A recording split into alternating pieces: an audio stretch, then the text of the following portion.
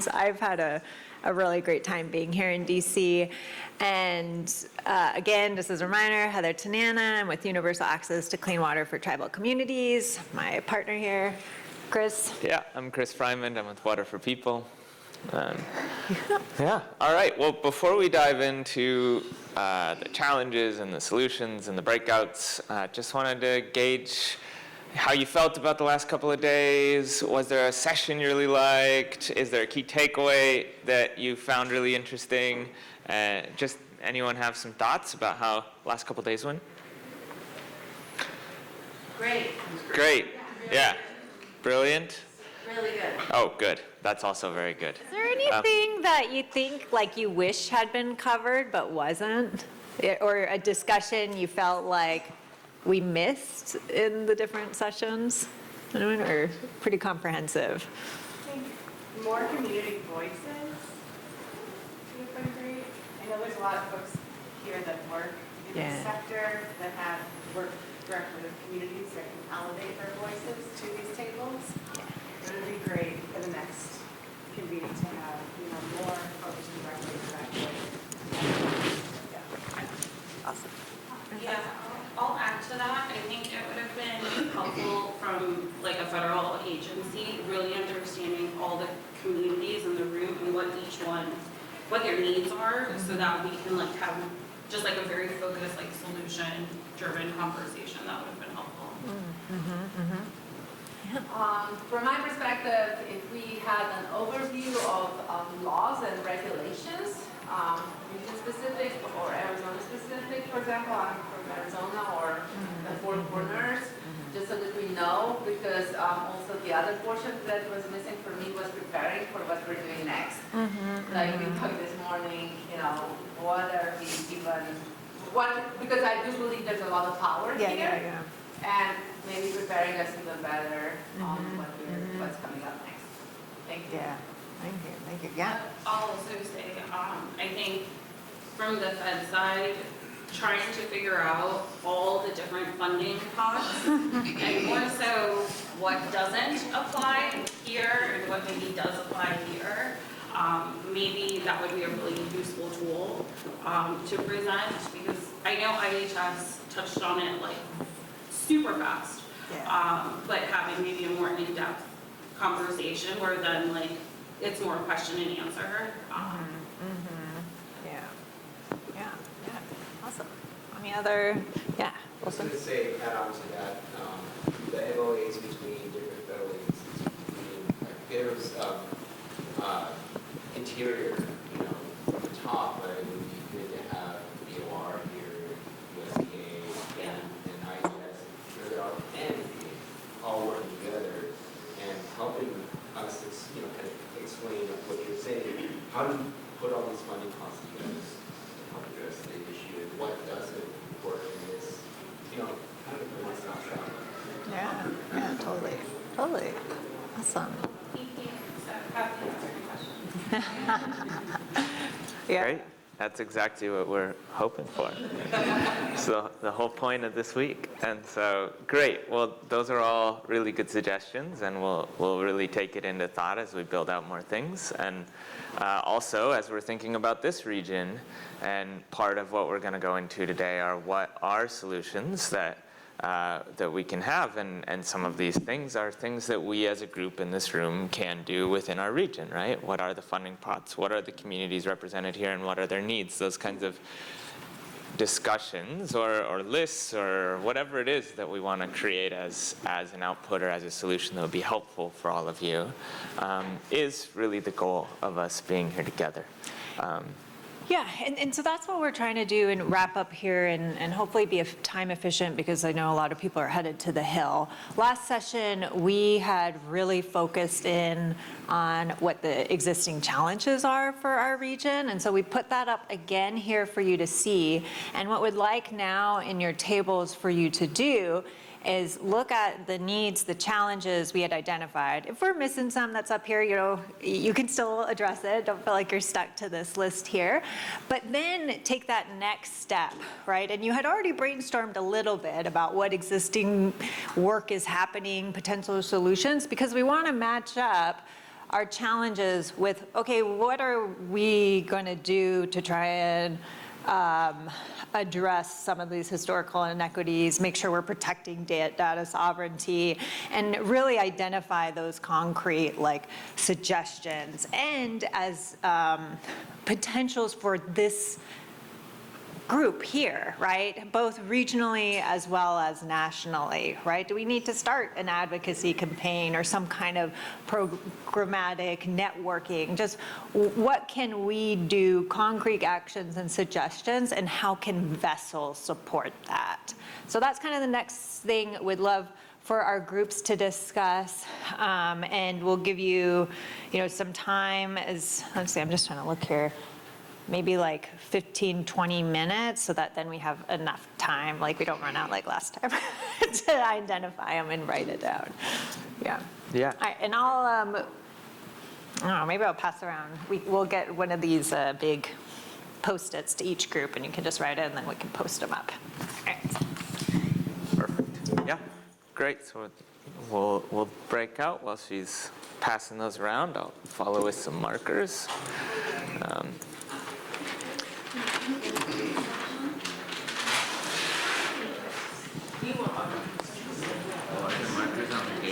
I think so, yeah. We're good.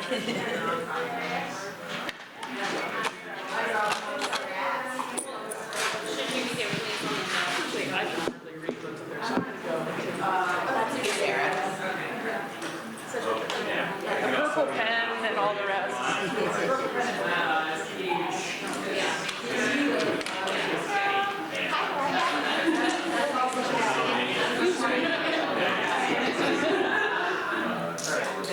Actually, Chris, I think I'm in the group with you. I haven't met you yet. I'm Crystal. Nice to meet you. I'm in your group with you going to Capitol. Following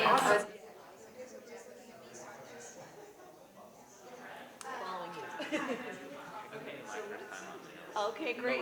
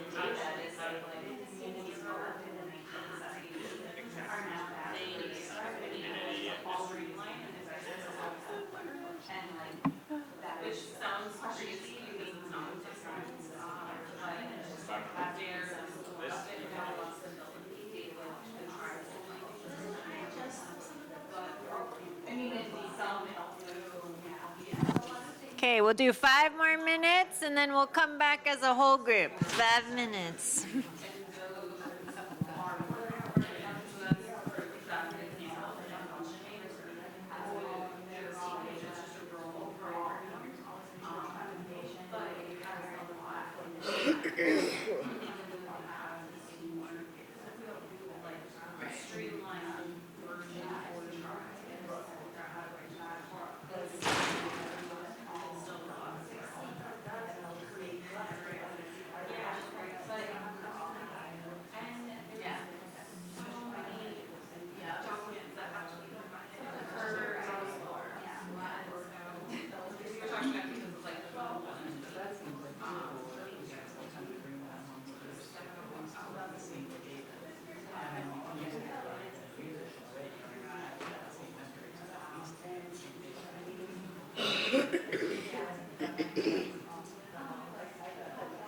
Right, what does that mean?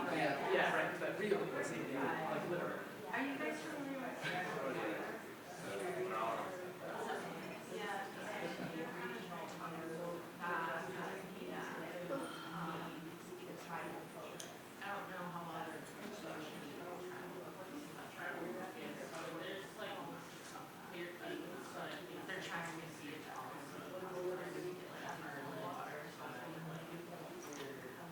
Not to pivot, but one thing that I'd love to see, I think the communities that we work with, the community action group really specializes in areas what's harder to get access to federal funding.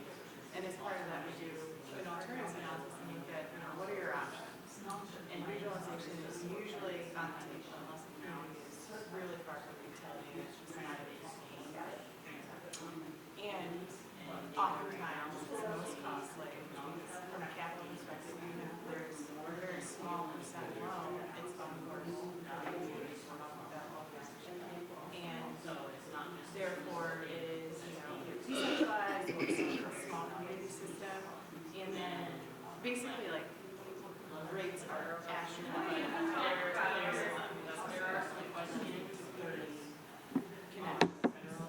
So I think if we can get more funding, more grant funding to push things like regionalization, so what these communities that can't regionalize are often stuck with is very high rates because they don't have the money to scale. So they're, really paying less in the short term for the capital, but way more over time to maintain their infrastructure. So we would love to be able to recommend regionalization more frequently, knowing that it will cost than the less in the long run, because, there'll be 30 to 5,000 connections instead of 30 connections. So I think, a combination of more funding for capital projects that would allow us to regionalize more frequently, and then in addition to that, more subsidies for low-income communities for the rates, things like we're not very well informed about what's going on there, but I know there's a lot of discussion right now about low-income water systems. So the combination of the two, more funding as always, would be great to see. Do you want to write this on the?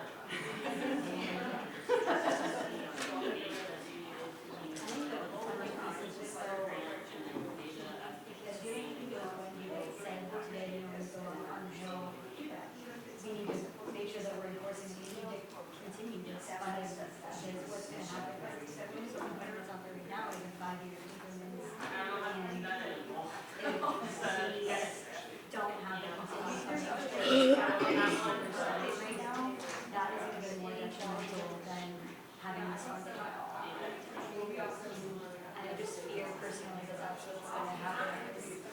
We're just going to get more in year 2 in a lot of these funding streams, and it's just getting stuck in what happens if it's in year 5 first, and then year 6 we don't get there. What is I should know that. Yeah. Unfortunately, I think we're getting close. Yeah, to just like have it Maybe just like for low income there, something like that, so we understand next time we're not like.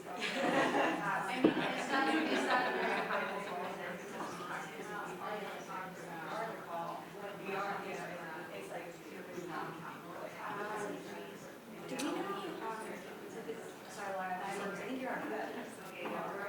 Maybe it's another Laura. Maybe it's another Laura. Is there another Laura? You're finding out very last minute. Yeah. And then I think it is you.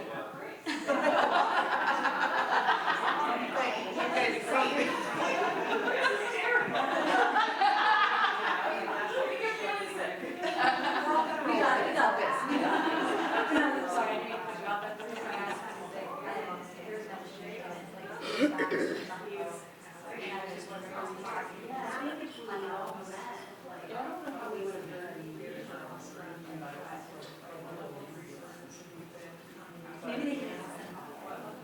Yeah. We haven't gotten anything yet. I think that we may be getting something in after like a thirty session. Yeah. This is there is a very good folks who know what's going on, and then there's a lot of I hear But somebody's in charge. I did do how so we got Freimund's office. I understand what to expect. So we've got going from, but it's like, I'll just say, things like that. Anyone has access to it, like, they can do whatever research they want without when you were talking about universities, I wonder if that idea like blend, I feel like in the world, same apps for surveying, so that it's smart about what house are you trying to get funding, I guess, they already exist, it's just hard to, but I wonder if that would be a class one for wash. So that's the funding for those that are getting it, funding us to have the funding like here all the way. Just back up and just. That was me.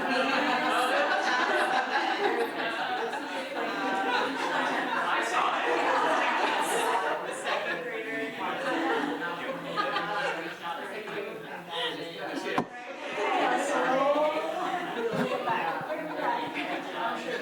All right, everybody, we're gonna come back to the big group. If you can finish your thoughts. Yeah, everybody warm up. And if your contribution gets cut significantly, and these earmarks don't go away. All right.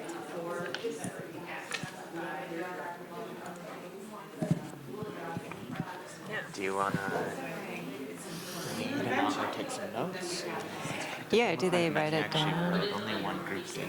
Okay, they have like little stickers. Little stickies? Oh, okay, so we'll just do that. Yeah. Okay.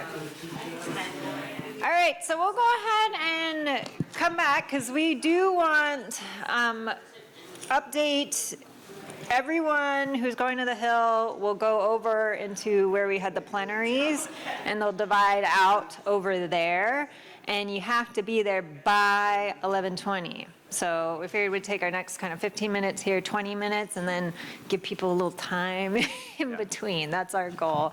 So what have groups been discussing? Does the team want to kind of share first some of these solutions and proposals? Otherwise, I can roll the dice. You can share. Awesome. Yeah, and you're welcome. We can, I don't know where we stick, I've been sticking them on this. Stick that somewhere.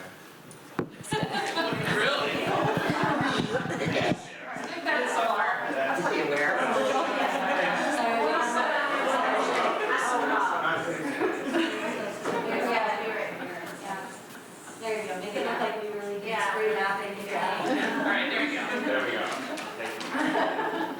We talked a lot about funding. I think that,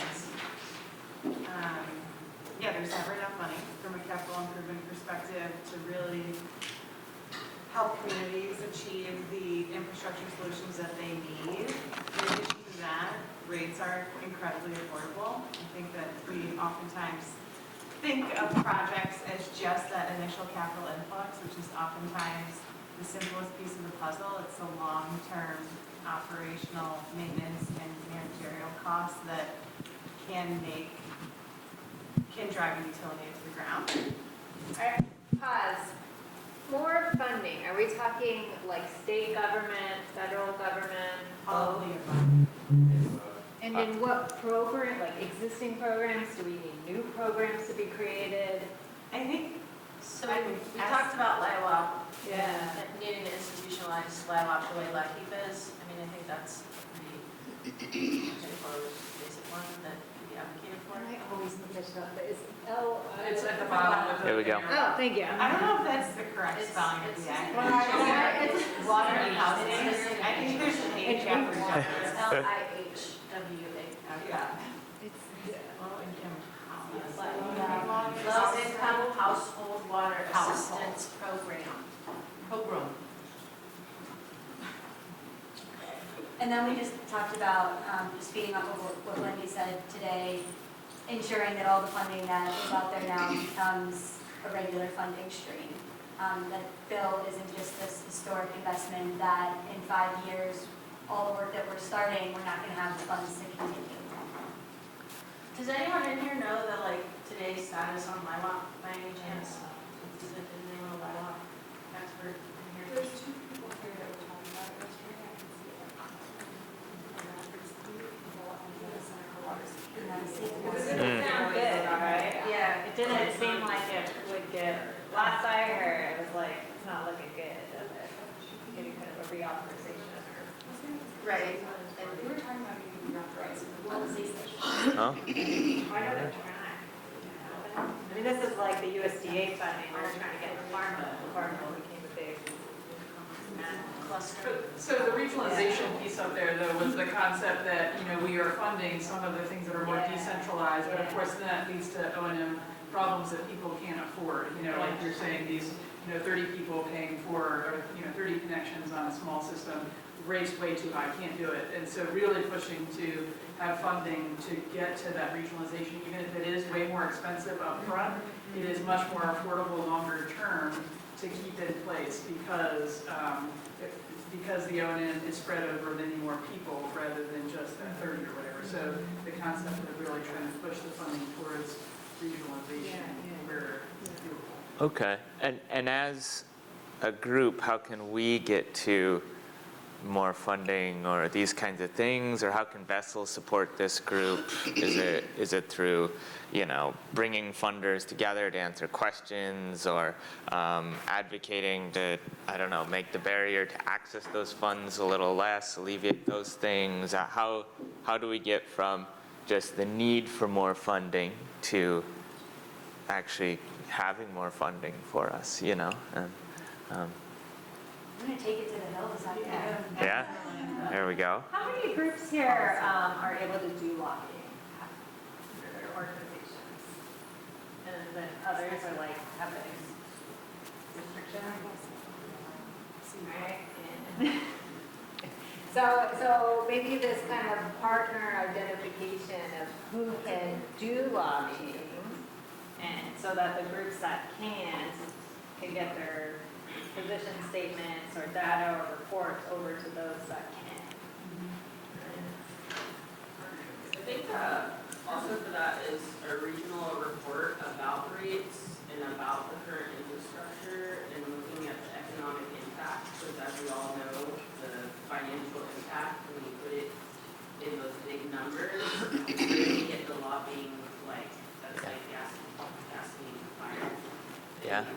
Coming together with all these orgs regionally and showing the need, because there's historical need, because the East Coast had way more time to develop than the West Coast did, and everything was kind of slapped together.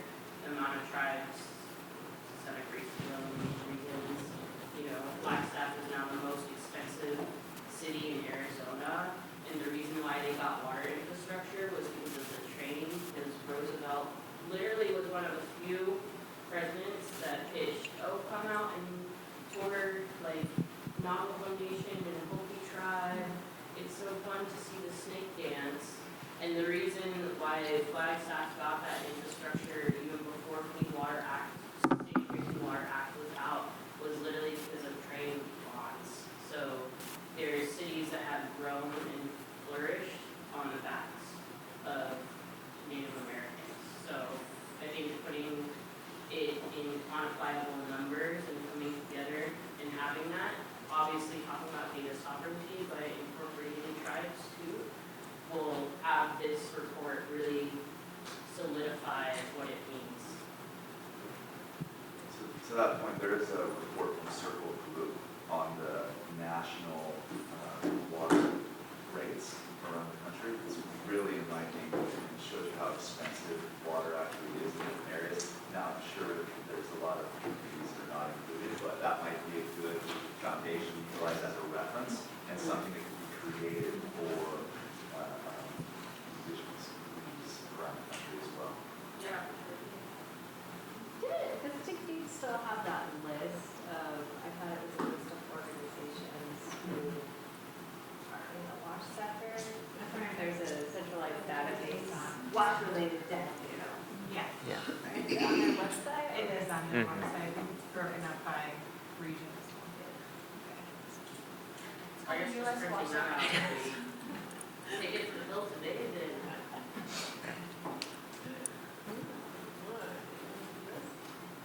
Great. Well, it's just got those sticky pads or things, anything you can tag on top. You can do it half like that. I mean, are there other things on here that we didn't address? Workforce So development. the partnerships, that was the concept that, I mean, and partnerships are how we're gonna make this work, right? Because no one entity's gonna do it, but this concept, because we were saying, it's really like, what's the pipeline of workforce that's gonna do the work? You know, and continue to do the O&M and that sort of thing, and just trying to find partnerships. And this is something that Vessel could do, or, you know, a group could do, to say, okay, like get those partnerships with universities or trade schools or whatever, and some kind of funding, if possible, to help pay for people, you know, or reimburse folks for their education if they commit a program to, you know, 5 years or something in a location. You know, they do this with teachers, right? And to try and get that pipeline. And the fact is, yes, it is a training ground, and maybe they will go somewhere else, but then if you have more people coming in after that, okay. So just something like that gets people in place that can do that work. Great. Yeah, one example that just comes to mind, because I did some research or partnership with the Global Environmental Facility who does the international adaptation financing, is they actually allocate a certain amount of their funding for projects to do capacity building on the front end. And that's something I think that just doesn't happen very often in this country. Like, we're so focused on the technological and the physical sort of solutions that we don't focus on the human solutions.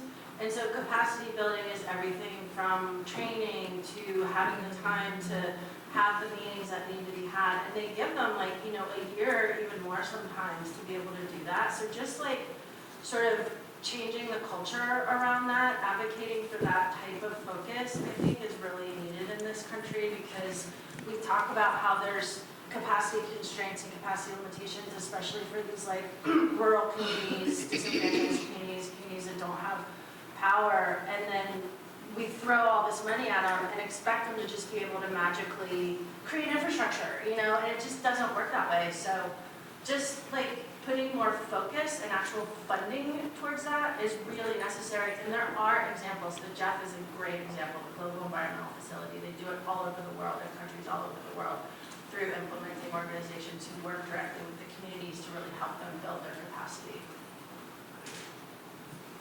Something we talked about here is having a Southwest regional local gathering, finding solutions. We can talk about it here, how we were writing to our community. Like one of the maps that was shown in yesterday's session, they definitely did a lot of surveys from New Mexico and Arizona. And when I think about it, a lot of these are some of those homes, and we're layering homes over and over that the families are probably tired of these surveys. And confusing us with somebody else and saying, oh, you were here last week, didn't I answer that for you? And a also having like a collaborative survey platform, which is basically something called InWater, and Shelby has a lot of knowledge, she's our expertise in that.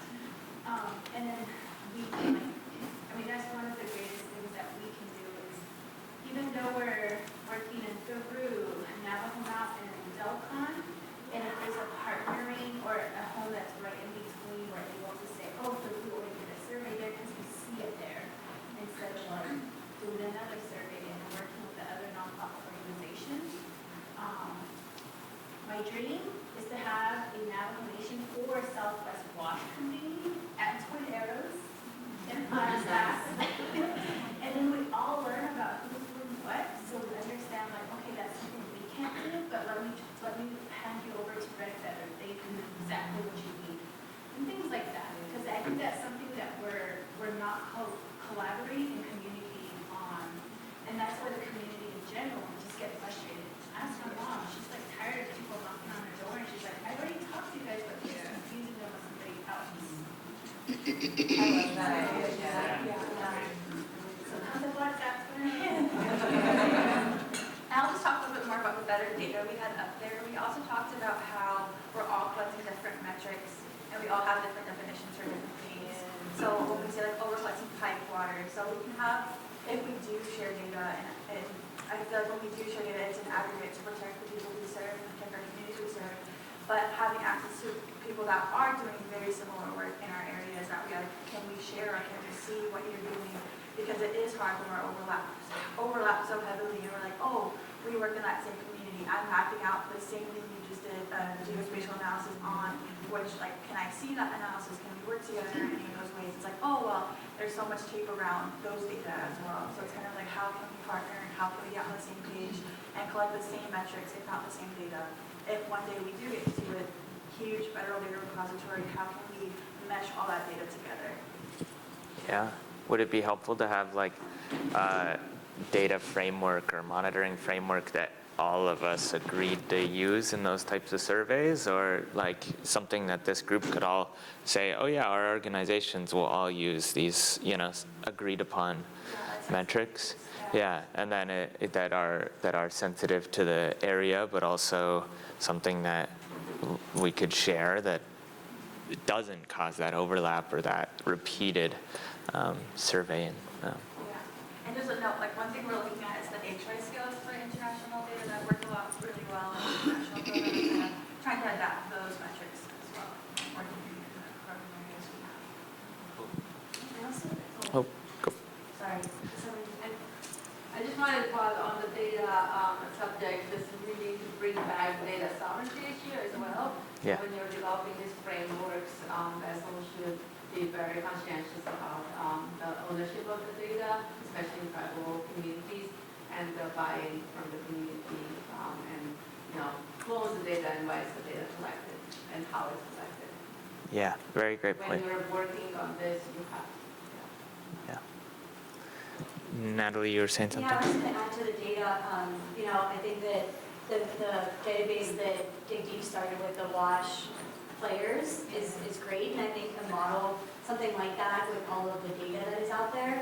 And we've been talking about data the past couple of days, and in the past 5 minutes, I just heard about 2 reports, the Internet of Water and the color blue?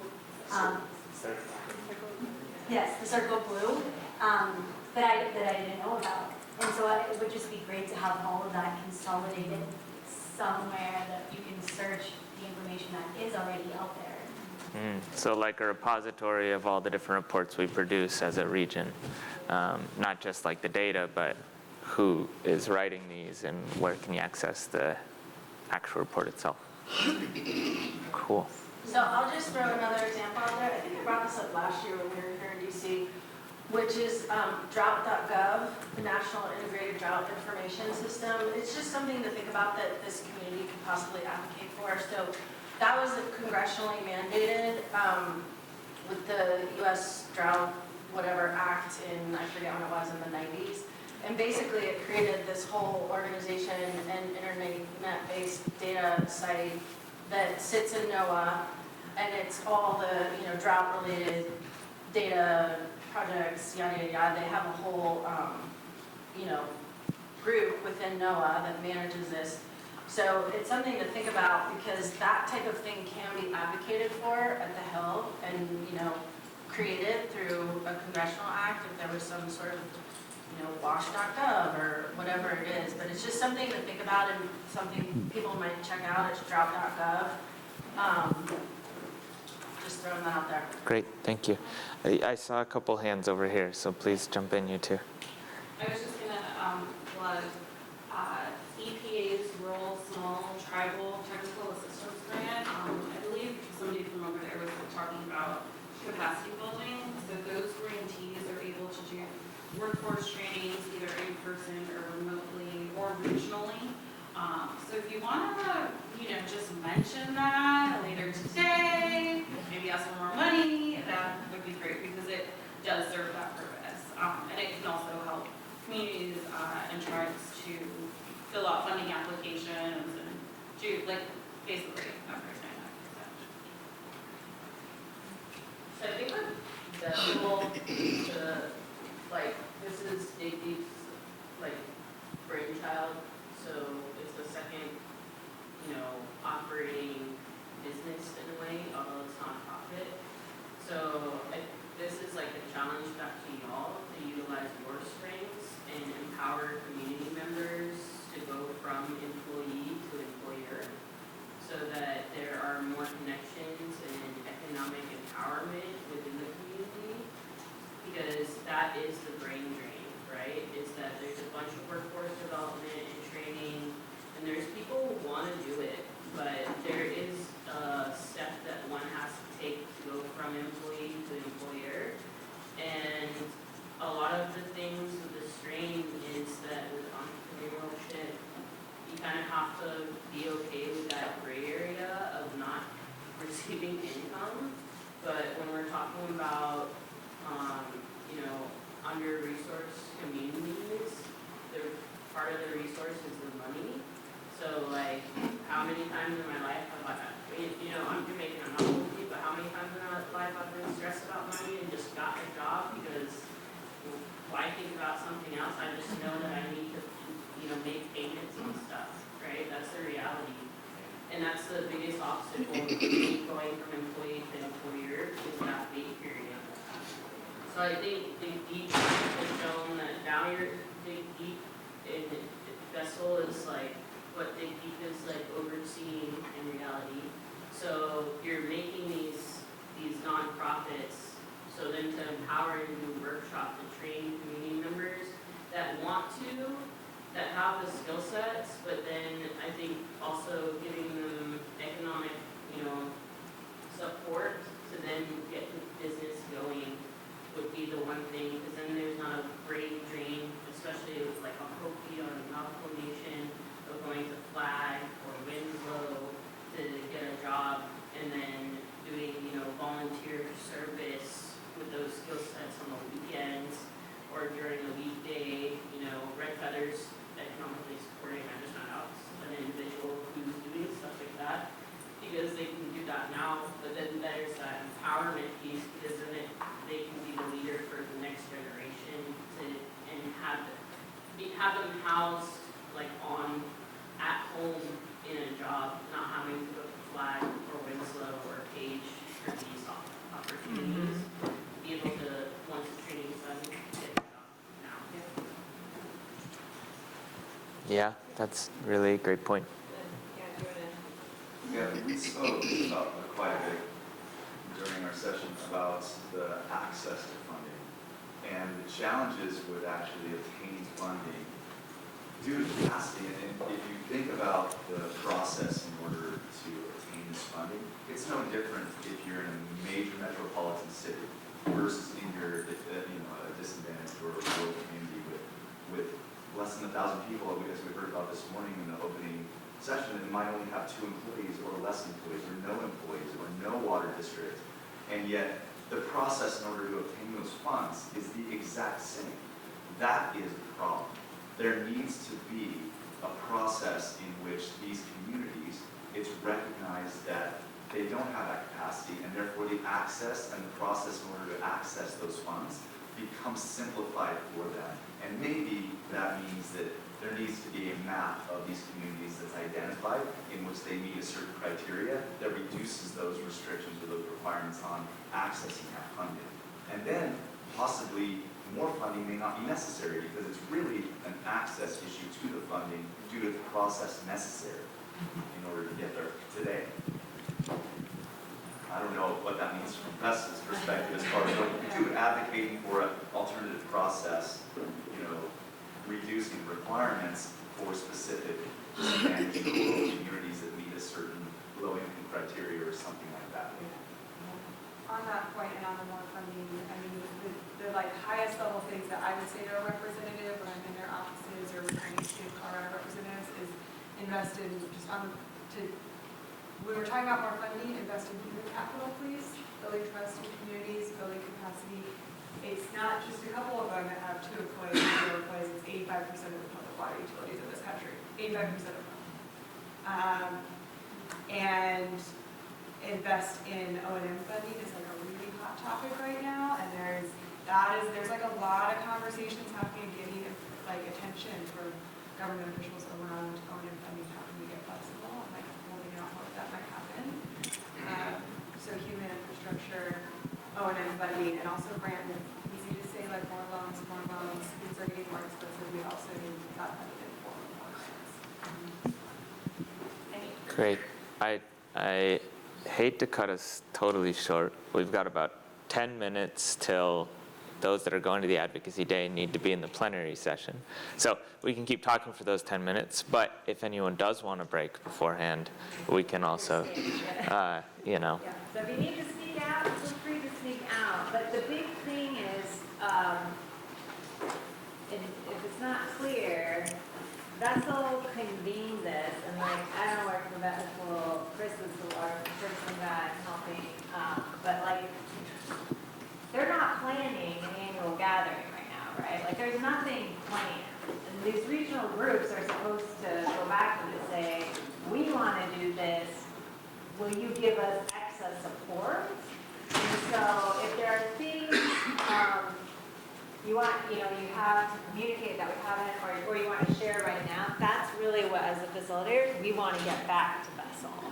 About like our group, we want a regional network. Next year we want to meet at Twin Rivers. Will you give us the, figure it out, or do you have to go find funding for that on our own? Like, I think a lot of this, honestly, is getting pushed back on us and our organizations that we're representing, and the expectation is do something. We helped you make some connections, partner, we'll come to the table with a funder to support X on this conference. What are you gonna bring? And then we put it together. I mean, I'm just being honest. I think that's. Honestly, like this last 3 days have been quite overwhelming just with the amount of knowledge. Oh, yeah. And like learning. And I mean, the art people- to economics to like, I mean, it was a Right. lot.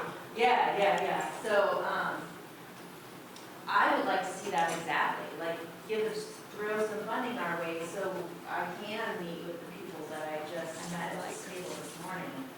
Like, Okay. to keep that momentum going, so it just doesn't drop the minute I get on the plane and go back to Arizona. And if, in the meantime, while we search for funding, if that doesn't exist, would something like a regional network, Zoom meetings, those kinds of things be something you'd all be interested in having consistent communication with each other? Because we do have a list of who was, at least originally in this group. I know there have been some shifts around. And if you would like to be a part of that, we can definitely do something like that relatively easily. Is like whether it's a listserv that we can all email each other or something that then, we can keep that momentum moving. And, Vessel itself, I don't think currently has funding invested for those things, but, maybe if we come back and say, we want this regional workshop, we can as a group figure out how to make it work, I would like to have that list. We were all like writing our information. Yeah, so if you kind of make sure you're on this, then I think that we can follow up with our group and figure out, because that's an easy next step, right? Of like, okay, we're convening our Zoom initial gathering to solidify what's our, like, attainable, like, next year, it's going to be top priorities as a region, grow out from can go and find some funding for our work and this kind of collaborative to be able to convene a regional Yeah, gathering. and it could be vessel over time, but having the list in the beginning of that social infrastructure together might be a great start to show that, you know, this is able to move forward. Sarah, I said. I think there's a lot of power in a regional group gathering in this room, organizing kind of, even not because of vessel, right? That you know, it's not vessel that specifically. And that there actually is, it can be a very powerful thing. So I think, I love that part of the outcome of this conversation is, oh my gosh, we want to talk together more. I think that's really fantastic. And so I guess one of the things I would love to challenge us all to think about is, how do we do that, you know, even if there's not a vessel structure to do that? Yeah. It struck me on the first time we met, when we were all introducing ourselves the other day, I'd say like, I don't know, 2/3 of the room mentioned being on the water access coordination group brought to you for not coordination. A lot of us are preparing to be work assistants. And it's like, well, I don't listen. I just want to, it has really, that group's been going on for years. It's a huge group, meets quarterly on Zoom, whatever. And I wonder, it seems like people keep, one thing Captain Carney said was there, he said, yeah, people keep showing up to it, it's been years, you know? And so I just wonder if there's maybe some lessons to that as in kind of an initial like Zoom meeting. I think there's a lot of value, I'll just say, I think there's a lot of value to being in person.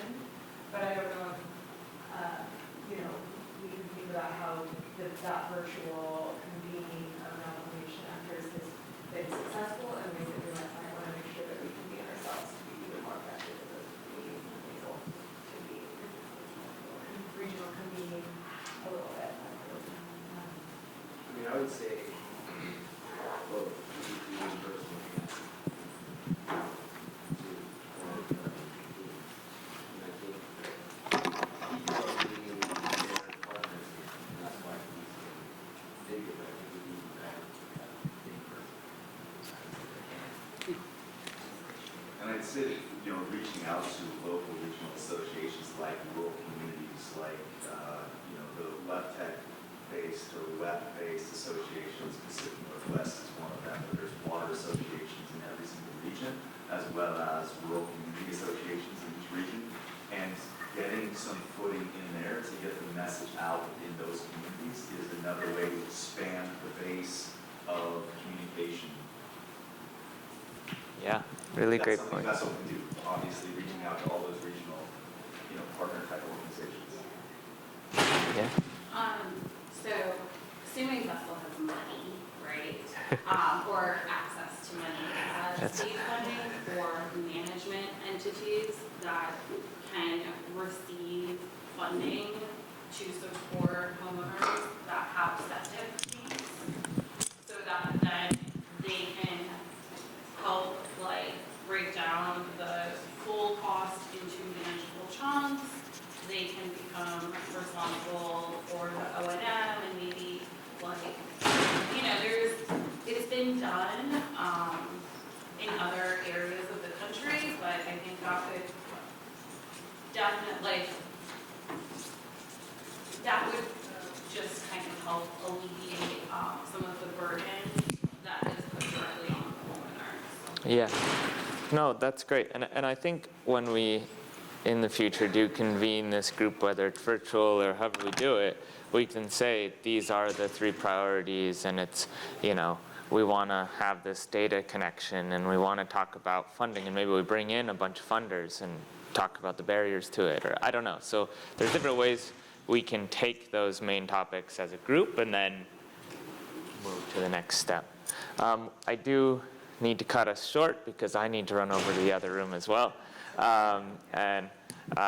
Thank you all so much. Yeah, and we can kind of at least maybe summarize, get that initial email out to the group, an initial follow-up Zoom, and then continue the conversation from there. Yeah. Thanks, you guys. Thank you so much.